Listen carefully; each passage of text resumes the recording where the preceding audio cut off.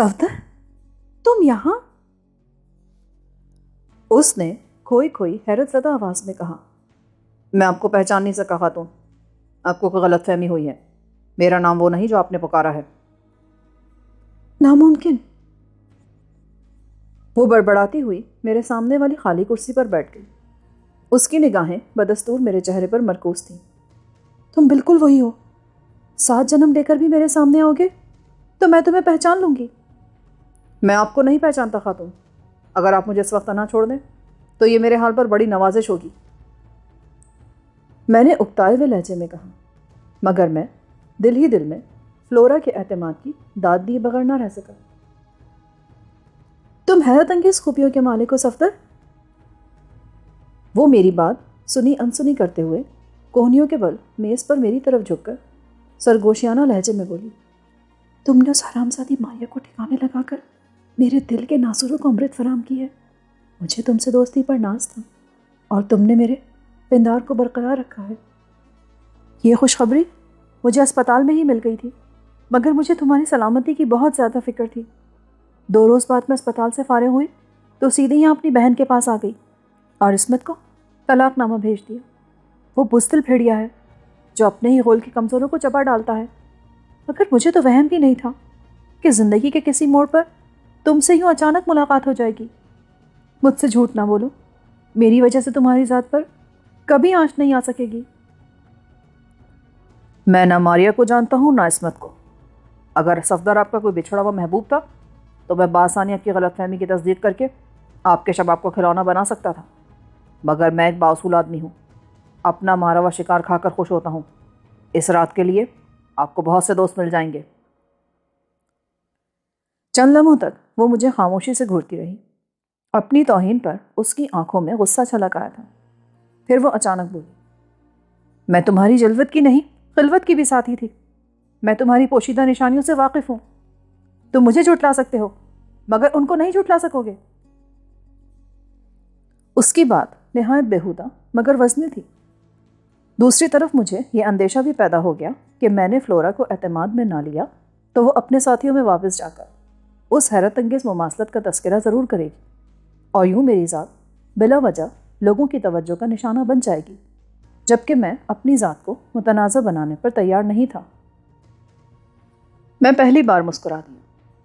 فرض کرو کہ میں یہ تسلیم کر لوں کہ میں صفدر ہوں، تو پھر تم میرے ساتھ کیا سلوک کرو گی؟ میری مسکراہٹ پر اس کا چہرہ کھل اٹھا اور وہ کپ کپاتی ہوئی آواز میں بولی، پرانے مراسم کی تجدید کے سوا میں اور کیا کروں گی؟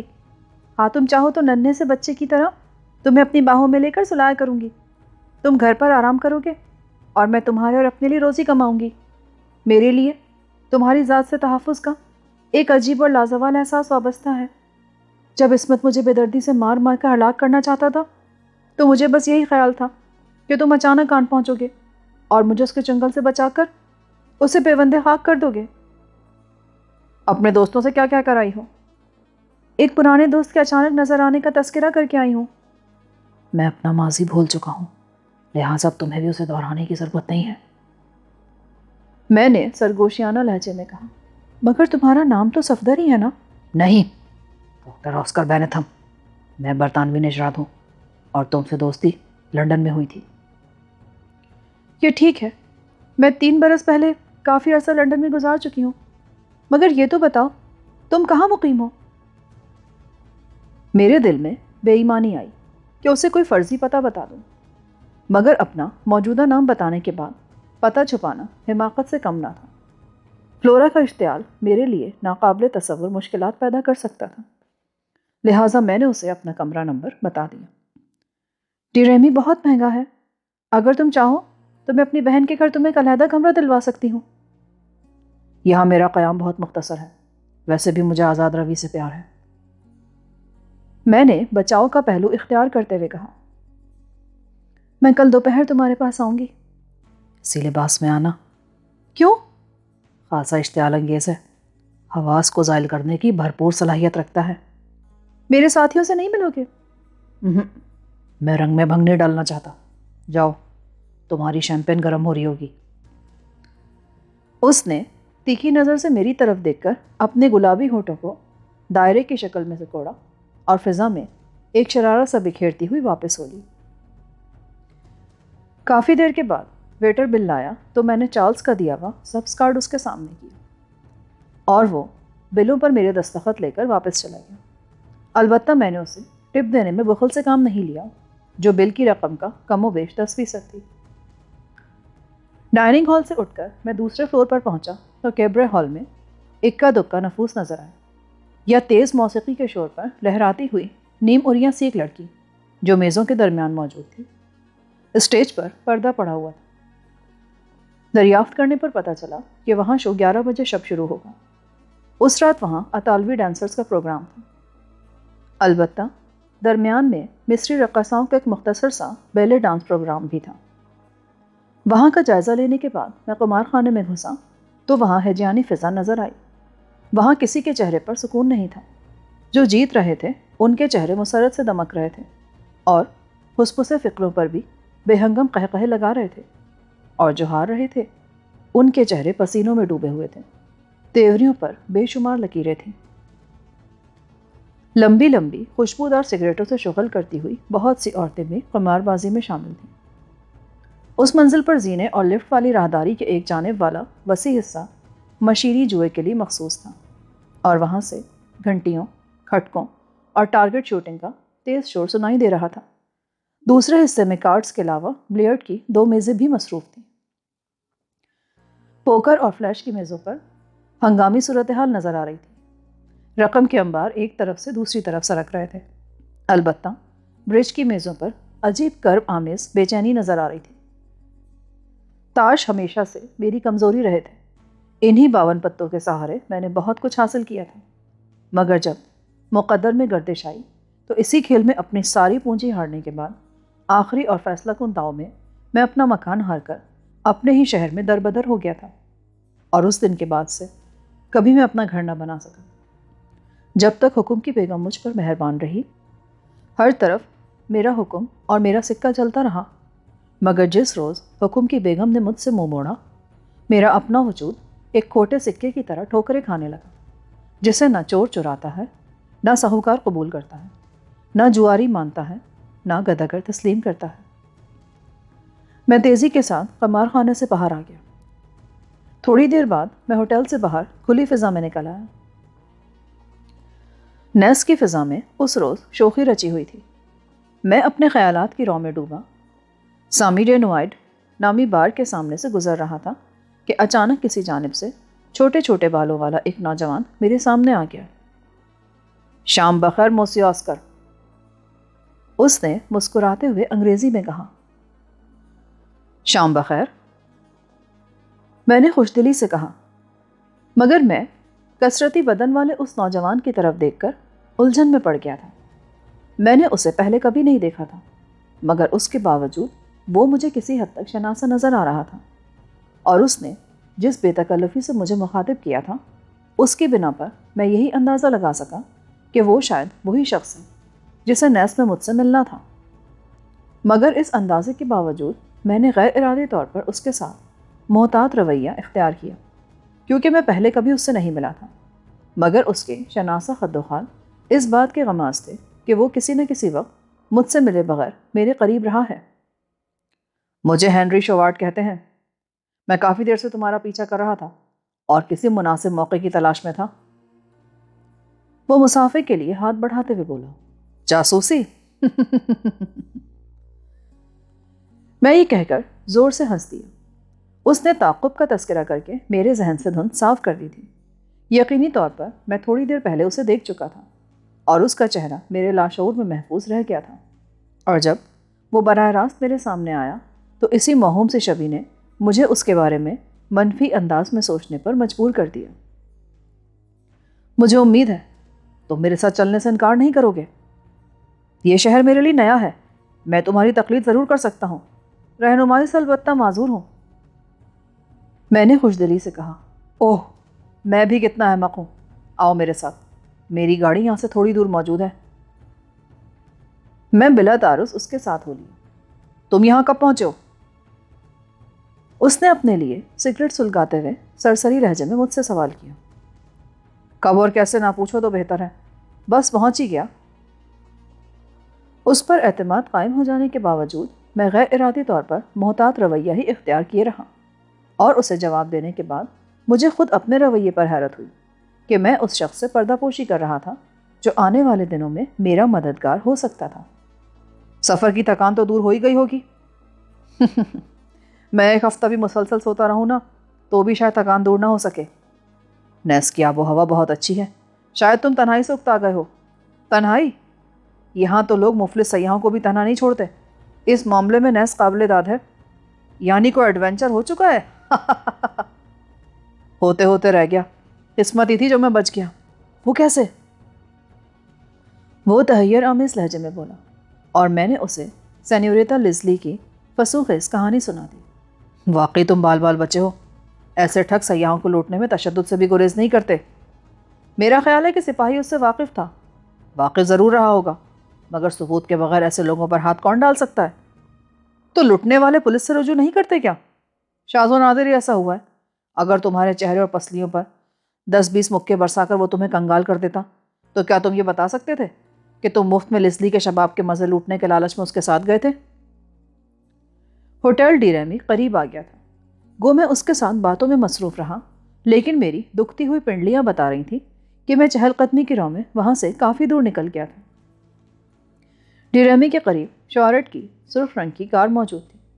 میں اس کے ہمراہ کار میں سوار ہوا اور ہم پارکنگ لاٹ سے باہر آ گئے۔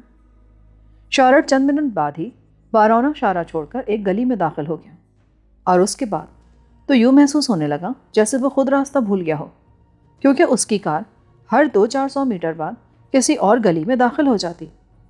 تمہیں اپنے گھر کا راستہ تو یاد ہے نا؟ میں مضافاتی علاقے میں رہتا ہوں اور تمہیں مختصر راستے سے لیے جا رہا ہوں۔ مین روڈ پر ہوٹل میریڈین کے سامنے ٹریفک کا ایسا ازدحام ہوتا نا کہ ہم پھنس کر رہ جاتے۔ وہاں کیا خاص بات ہے؟ ایک اسپینی رقاصہ آج وہاں 150 فٹ کی بلندی پر تنی ہوئی رسی پر کوئی خاص رقص دکھانے والی ہے۔ ارے رقاصہ ہے یا بازیگر؟ وہ بازیگروں کی ایک جماعت کے ساتھ آئی ہوئی ہے، سنا ہے اس کا سراپا قیامت کا ہے۔ وہ عامیانہ انداز میں بولا۔ 150 فٹ کی بلندی پر سے کیا سراپا نظر آئے گا اس کا؟ وہ بے اختیار ہنس دیا۔ تھوڑی دیر میں گاڑی واقعی آبادی سے باہر آ گئی۔ ویران چارہ پر آتے ہی میں نے کھڑکی کا شیشہ اوپر کر دیا، کیونکہ اس طرف کھلی فضا میں خنکی کافی بڑھ گئی تھی۔ اسی راستے پر 10-12 کلومیٹر کا فاصلہ طے کرنے کے بعد قدیم طرز کے بڑے آسیبی مکانات کا سلسلہ شروع ہو گیا۔ ہر مکان کے گرد درختوں کا وسیع اور سیاہ جنگل سنسنا رہا تھا، جن میں گھری ہوئی روشن کھڑکیاں بڑی پراسرار نظر آ رہی تھیں۔ شارٹ نے مجھے بتایا کہ وہ سب نیس کے پرانے عمرہ کی آبائی حویلیاں تھیں، اور ہر 2 حویلیوں کے درمیان اتنا فاصلہ تھا کہ عام آدمی دوڑ لگا کر بھی 2 منٹ سے کم میں عبور نہیں کر سکتا تھا۔ اور پھر اس کی کار اسی قسم کے ایک مکان کے کھلے ہوئے چوبی پھاٹک میں گھستی چلی گئی۔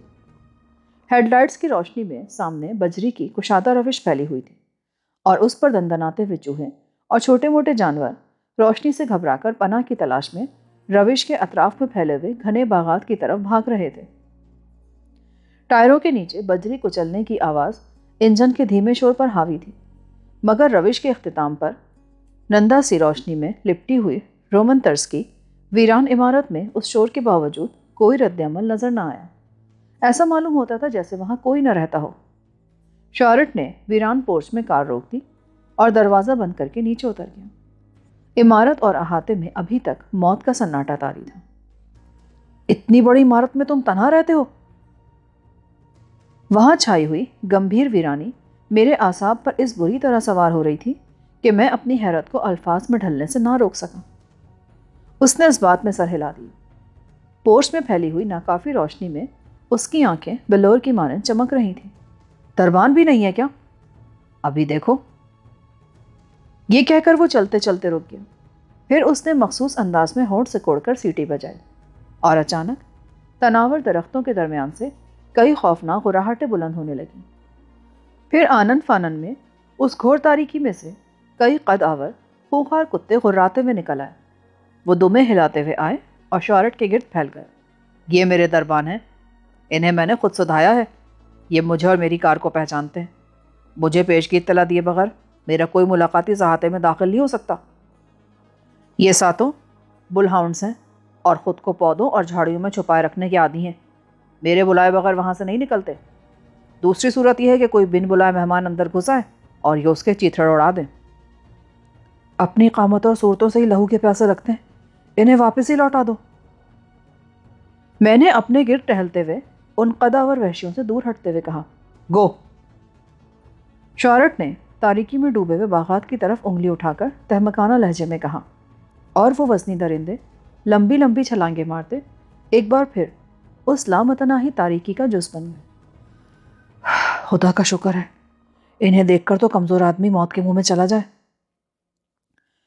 ہنری شارٹ کو اپنے کتوں پر ضرورت سے زیادہ اعتماد تھا.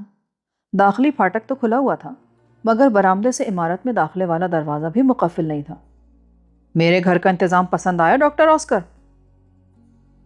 اس نے وسیع اور آراستہ ڈرائنگ روم میں داخل ہوتے ہوئے سوال کیا.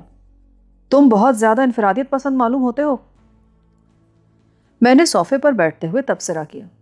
میری نگاہیں دیوار پر لگی ہوئی ان بڑی بڑی آئل پینٹنگز پر مرکوز تھیں جن میں حسن اور رومان کے ساتھ ہی وحشیانہ تشدد بھی نمایاں تھا. مجھے دوسروں کو اذیت پہنچا کر بڑی تسکین حاصل ہوتی ہے ڈاکٹر آسکر. اچانک اس کی بدلی ہوئی سرد آواز میرے کانوں سے ٹکرائی. میں کسی زخمی وحشی کی طرح اس کی طرف پلٹا تو اس کے داہنے ہاتھ میں ریوالور موجود تھا جس کی نال پر سائلنسر چڑھا ہوا تھا اور اس کے پتلے پتلے ستوا لبوں پر سفاق سی مسکراہٹ رقصہ تھی. یہ کیا مذاق ہے ہنری؟ میں نے سیٹ چھوڑتے ہوئے بوکھلا کر کہا. مذاق تو میں اب تک کرتا آیا تھا. یہ تو حقیقت کا آغاز ہوا ہے موسی آسکر. وہ ریوالور کے مہیب دہانے کو آہستہ آہستہ جنبش دیتے ہوئے بولا. اپنی جگہ پر بیٹھ جاؤ اور فیصلہ کر لو کہ میرے سامنے صرف سچ بولو گے. میں بے یقینی کے عالم میں اسے گھورتے ہوئے کسی بے جان مجسمے کی طرح صوفے پر ڈھیر ہو گیا اور وہ میرے مقابل بیٹھ گئے. تم کہاں سے آئے ہو؟ ولاڈ بونوت سے. شہر نہیں، میں ملک کا نام پوچھ رہا ہوں. برطانیہ سے. تمہارا پاسپورٹ کہاں ہے؟ ہوٹل میں. بکواس مت کرو ڈاکٹر آسکر. جس وقت تم ڈائننگ ہال میں کھانا کھا رہے تھے تو میں نے تمہارے کمرے کی تلاشی لی تھی. تمہارے بریف کیس میں ردی اخبارات اور رسائل کے سوا اور کچھ نہیں تھا. یہ سن کر میرے بدن میں سنسنی کی لہر دوڑ گئی. یہ غنیمت تھا کہ میں نے کمرے سے نکلتے ہوئے محض شناخت اور احتیاط کے پیش نظر اپنا جعلی پاسپورٹ اور زہریلی سوئیاں پھینکنے والی شیشی اپنے کوٹ کی جیب میں ڈال لی تھی. کمرے میں نہیں، میرا پاسپورٹ ہوٹل میں جمع ہے. یہ جھوٹ ہے. ڈیریمی میں مسافروں کے پاسپورٹ نہیں لیے جاتے. پھر شاید میری گندمی چمڑی کی وجہ سے یہ سلوک کیا گیا ہو. مجھ سے تو مسافروں کے رجسٹر پر دستخط بھی نہیں لیے گئے. تو پاسپورٹ کس نے لیا تمہارا؟ ڈیریمی کے مینیجر نے. میں نے کہا. اس طرح مجھے یہ امید تھی کہ اگر شارٹ میرے بیان کی تصدیق کے لیے چال سے ٹکرائے گا تو وہ فوراً خطرے کی بو سونگھ لے گا. میرے ہاتھ بہت دراز ہیں، دیکھ لوں گا میں. آخر تم ہو کون اور مجھ سے کیا چاہتے ہو؟ تم بہت بد نصیب ہو ڈاکٹر آسکر. تم لوگوں نے بہت زبردست منصوبہ بندی کی تھی مگر تم بالکل آخری مرحلے پر کسی چوہے کی طرح خود بخود میرے جال میں آ پھنسے اور میں یہ موقع ضائع نہیں کروں گا. پتہ نہیں تم کیا کہہ رہے ہو. تم احلال کے اغوا سے باخبر ہو؟ اس نے زہریلے لہجے میں سوال کیا. چند دن قبل اخبار میں پڑھا تھا. وہ طیارہ تل ابیب سے روانہ ہوا تھا. اس کے 8 مسافر پیرس میں چھوڑے گئے، 24 کو میڈرڈ میں رہائی ملی اور 4 اغوا کنندگان جنیوا میں غائب ہو گئے. تل ابیب میں موجود مسافروں کی فہرست کے مطابق اغوا کنندگان کے نام ایشیکاوا، ڈاکٹر آسکر بینتھم، بینجامن اسٹیورٹ اور مس اوتومو تھے. ریڈ بریگیڈ کے زیر حراست اراکین موچی موتو اور فقودہ کی رہائی کے فیصلے کے ساتھ ہی مغربی یورپ کے 4 ممالک میں اسرائیل کے 80 بہترین سیکرٹ ایجنٹس بھی پہنچا دیے گئے تھے جن کا کام یہ تھا کہ فرار کے بعد اغوا کنندگان کو گھیر لیں. اور جب وہ طیارہ جنیوا میں اترا تو یہ تمام ایجنٹس ایک منظم پروگرام کے تحت اٹلی، فرانس اور سوئٹزرلینڈ میں پھیل گئے. ان کی توجہ سرحدوں پر مرکوز تھی اور یہ قدم اس مفروضے کے تحت اٹھایا گیا تھا کہ مجرم کمیونسٹ ممالک کا رخ نہیں کریں گے کیونکہ مشرقی بردر نے طیارے کو اترنے کی اجازت دینے سے انکار کر دیا تھا، اور پھر قدرے تاخیر سے ہمیں یہ علم بھی ہو گیا کہ ایشیکاوا اور آسکر بینتھم فرانس میں داخل ہوئے ہیں۔ ایشیکاوا ابھی تک نہیں مل سکا۔ ہو سکتا ہے اس نے اپنا نام اور حلیہ بدل لیا ہو، مگر تم خود چوہے دان میں پھنسے ہو۔ میں تو سوچ بھی نہیں سکتا تھا کہ کوئی احمق نس کا رخ بھی کرے گا۔ میرا نام آسکر بینتھم ضرور ہے، مگر طیارے کے اغوا سے میرا کوئی تعلق نہیں تھا۔ اگر میں اپنے ملک میں ہوتا تو میں پولی گراف کی مدد سے تمہارا جھوٹ پکڑ لیتا، مگر اس ملک میں میرا فیصلہ آخری ہوگا، اور میں فیصلہ کر چکا ہوں کہ طیارے میں مارے جانے والوں کے لہو کا تاوان تمہارے گندے خون سے وصول کروں گا۔ میرا ضمیر صاف ہے، میں تم سے زندگی کی بھیک نہیں مانگوں گا۔ میں تمہیں تڑپا تڑپا کے ماروں گا اور تمہاری زبان سے ہر وہ راز اگلوا لوں گا جو تمہارے سینے میں دفن ہے۔ مجھے تو حیرت ہے کہ تم محض نام کی مشاہبت پر میرے پیچھے ہو لیے۔ یہ نام بہت کم سننے میں آتا ہے۔ اگر فلورا تمہیں نہ پہچانتی تو شاید تمہاری رستی کچھ دن اور دراز رہتی۔ ہاں، نام بدلنے کے بعد شاید تم خطرے سے باہر بھی ہو جاتے۔ وہ مجھے ہراساں کرنے کی کوشش کرتے ہوئے بولا۔ فلورا کا نام آتے ہی میرے ذہن کے تاریک گوشے منور ہو گئے، اور مجھے یاد آ گیا کہ اس شخص کا چہرہ مجھے جانا پہچانا سا کیوں محسوس ہوا تھا۔ وہ فلورا کے ہمراہ ڈیریمی کے ڈائننگ ہال میں موجود تھا۔ فلورا کو دیکھنے کے بعد میں نے اپنی توجہ دوسری طرف مبذول کر لی تھی، اسی لیے تفصیلی طور پر اس مردود کا جائزہ نہیں لے سکا تھا۔ اگر مجھے بر وقت یاد آ جاتا کہ میں نے اسے فلورا کی میز پر دیکھا تھا تو میں کسی قیمت پر اس کے ہمراہ اس ویران حویلی میں نہ آتا۔ تو یوں کہو نا کہ فلورا نے تمہیں میرے پیچھے لگایا ہے۔ اسے تو یہ معلوم بھی نہیں کہ میں یہاں اسرائیلی مفادات کے تحفظ کے طور پر مامور ہوں۔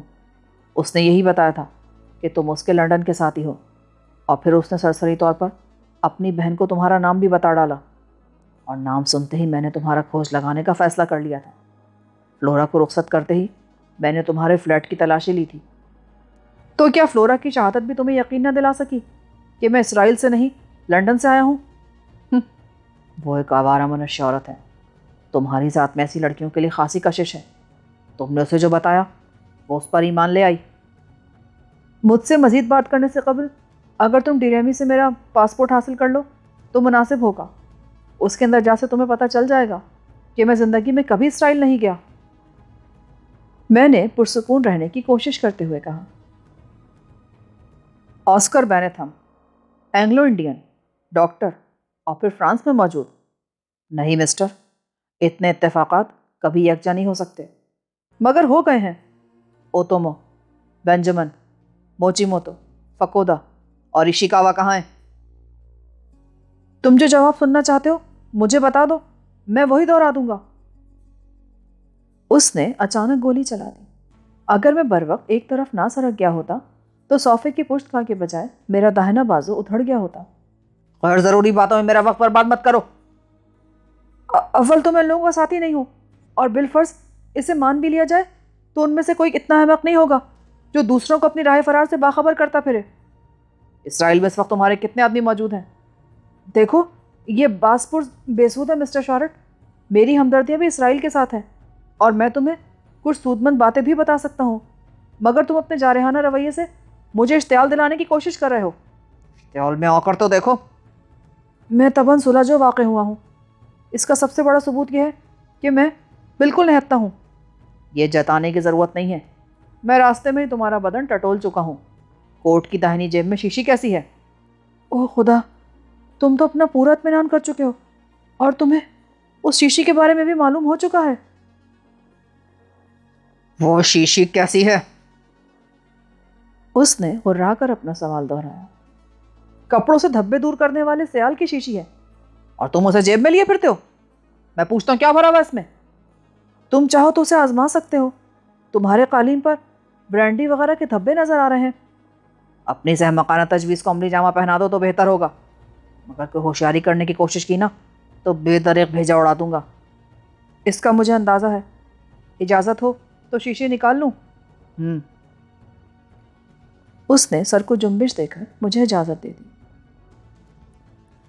میں وہ بیش قیمت شیشے نکال کر قالین پر ایک دھبے کے قریب بیٹھ گئی۔ پھر میں نے شیشی دبا کر دھبے پر ہلکا سا اسپرے کیا۔ چند سیکنڈ میں بخارات فضا میں تحلیل ہو گئے اور قالین کا وہ حصہ چمکنے لگا۔ پلاسٹک کی اس شیشی کا سنہرا ڈھکنا دبا کر میں اس وقت بآسانی پوٹیشیم سائنائڈ میں بجھی ہوئی سوئیاں فائر کر سکتا تھا، مگر بدقسمتی سے شہرٹ مجھ سے کافی دور تھا، جبکہ فضا میں اڑنے والی ہولناک سوئیاں زیادہ سے زیادہ 12 فٹ کے فاصلے تک کام کر سکتی تھیں۔ اگر چاہو تو میں تمہاری پتلون کے پائچے بھی صاف کر دوں۔ میری طرف قدم بڑھایا تو اچھا نہیں ہوگا۔ تمہاری یہ احتیاط غیر ضروری ہے۔ تمہیں ساتھ لیے بغیر میں اس عمارت سے زندہ نہیں جا سکوں گا۔ اس عمارت سے تمہیں شایع نشان طریقے سے باہر بھیجا جائے گا۔ تم غلط فہمی کا شکار ہو مسٹر شارٹ۔ میں تمہیں کس طرح اپنی بے گناہی کا یقین دلا سکتا ہوں؟ یقین دلانے کی ضرورت نہیں ہے۔ تم نہایت نڈر آدمی ہو اور موت سے ذرا بھی خائف نہیں ہو۔ میں اپنا دعویٰ واپس لیتا ہوں۔ میں اپنے فیصلے بدلنے کا عادی نہیں ہوں۔ آخر تم میرے ساتھ کیا سلوک کرنا چاہتے ہو؟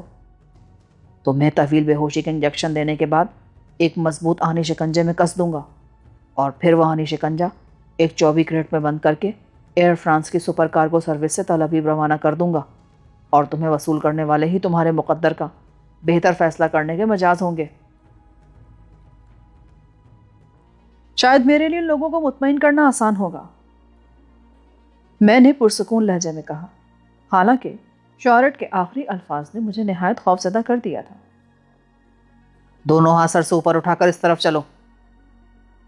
اس نے ریوالور کی نال سے مکان کے اندرونی حصے میں کھلنے والے دروازے کی طرف اشارہ کرتے ہوئے کہا، میں پھر کہتا ہوں کہ مزید کوئی قدم اٹھانے سے پہلے ڈیریمی میں میرا پاسپورٹ تو دیکھ لو، تمہیں میری بے گناہی کا یقین آ جائے گا۔ میں نے اس کی ہدایت کے مطابق ہاتھ اٹھا کر اندرونی دروازے کی طرف قدم بڑھاتے ہوئے کہا، میں جانتا ہوں مجھے کیا کرنا ہے، اور ابھی تو مجھے یہ بھی دیکھنا ہے کہ فلورا تمہارے بارے میں کیا کچھ بتا سکتی ہے۔ تو تم اس پر بھی تشدد کرو گے؟ تشدد کی ضرورت ہی پیش نہیں آئے گی۔ اس کی بہن سے میرے بہت پرانے اور مضبوط مراسم ہیں۔ اب تم مجھے کہاں لیے جا رہے ہو؟ دائنی طرف تیسرے کمرے میں داخل ہو جاؤ، وہاں تم اپنی تھکان دور کر سکو گے۔ فرانس کی کارگو سروس منگل کو تل ابیب کے لیے روانہ ہوگی۔ میں خاموشی کے ساتھ اس کے بتائے ہوئے کمرے میں داخل ہو گیا۔ میں نے کوشش کی تھی کہ کمرے میں گھستے ہوئے دروازے کی اوٹ میں چھپ جاؤں، اور جب وہ کمرے میں داخل ہو تو زہریلی سوئی اس کے بدن میں اتار دوں، مگر وہ بہت مکار تھا اور میرے کمرے میں داخل ہونے سے پہلے میرے عقب میں پہنچ چکا تھا۔ بالکل سیدھے جا کر کمرے کے وسط میں رک جاؤ۔ محدود فضا میں اس کی آواز گونجی، پھر ننگے فرش پر اس کے نپے تلے قدموں کی آواز قریب آ گئی۔ اس کمرے میں 14-15 فٹ بلند سپاٹ دیواروں میں 2 روشن دان بنے ہوئے تھے۔ اس کے علاوہ ایک بند دروازہ نظر آ رہا تھا جو شاید ملکہ غسل خانے میں کھلتا تھا۔ اس کمرے میں مسحری کے علاوہ ایک ڈریسنگ ٹیبل موجود تھی جس پر غبار کی گہری تہ جمی ہوئی تھی۔ تم اسرائیل کے مفادات کے بارے میں کچھ سود مند انکشافات کرنے کا دعویٰ کر رہے تھے؟ اس نے مجھ سے دور دروازے میں رکتے ہوئے طنزیہ لہجے میں کہا، مجھے اندازہ ہو چکا ہے کہ میں تمہیں اپنی کسی بات کی معقولیت کا یقین نہیں دلا سکوں گا۔ خاصے سمجھدار ہو۔ یہ کہہ کر اس نے باہر نکل کر تیزی سے دروازہ بند کر دیا۔